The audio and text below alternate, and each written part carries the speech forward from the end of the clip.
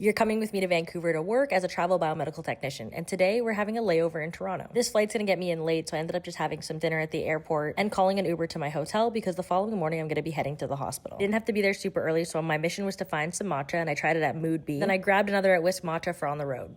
Everybody else's hair styled perfectly on a day where you don't need it to style perfectly.